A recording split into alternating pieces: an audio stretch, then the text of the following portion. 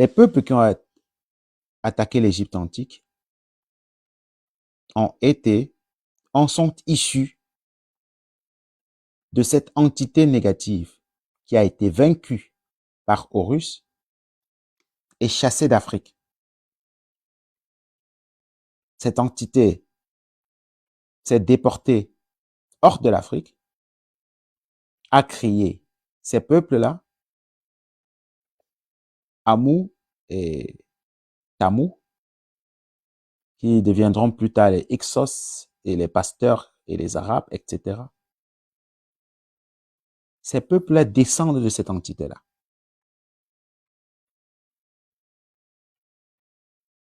Ils entrent en Afrique et prennent le pouvoir. C'est à ce moment que les caractéristiques de Seth sont vues par les Égyptiens de l'Antiquité dans ces peuples-là. Et désormais, les Égyptiens de l'Antiquité représentent ces peuples-là comme étant des entités septièmes. Donc ce n'est plus un doute. Beaucoup de gens l'ont déjà dit, mais peut-être sans s'en rendre compte. Quand vous regardez ces peuples-là, c'est eux qui représentent sur cette terre, depuis environ 4000 ans, la guerre, le chaos, la colonisation, l'esclavage, la néocolonisation, la destruction de l'environnement, la destruction de la planète, la destruction de l'univers. C'est ces peuples-là qui représentent cette entité négative que les anciens ont appelée Seth, qu'ils ont appelé Typhon, qu'ils ont appelé Bès, et qui par la fin ont associé à cette entité le nom de la divinité de ces peuples-là, qu'ils ont appelé Hercule, Hercule Bès. Quand vous regardez autour de vous, pour ceux qui sont en Afrique, est-ce que vous savez que pour devenir président en Afrique, il faut appartenir à une loge de Seth maçonnique ou rosicrucienne, ou il y en a plusieurs autres. Vous ne pouvez atteindre aucun niveau très élevé dans la société africaine si vous n'êtes pas dans ces loges-là. Sinon, à un moment, on va vous éjecter. Ils vont vous éjecter. Quels sont les rites maçonniques? Vous devez vous tourner et vous laisser prendre.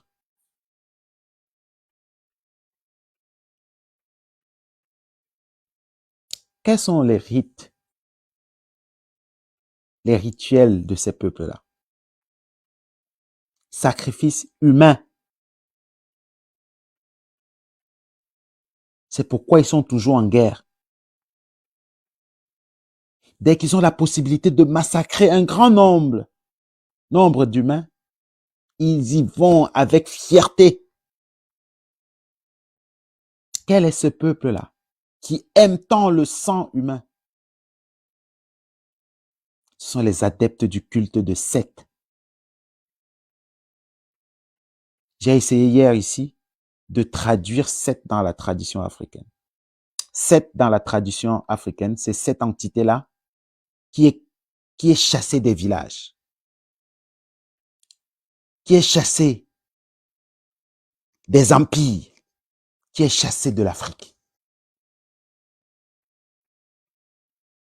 De préférence, chassée de l'Afrique. Mais comment est-ce que nous pouvons chasser ces entités de l'Afrique si nous ne sommes pas unis? Est-ce que vous pensez vraiment que vous seul dans votre village, vous avez suffisamment de puissance pour chasser 7 de l'Afrique?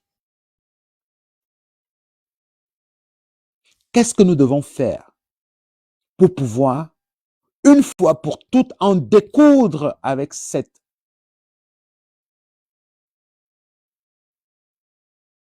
Avec Hercule Bess, avec Typhon. J'ai apporté une proposition. Je ne sais pas si les traditionalistes recevront ce message. En tout cas, je sais que les vibrations vont atteindre ceux qui sont prêts.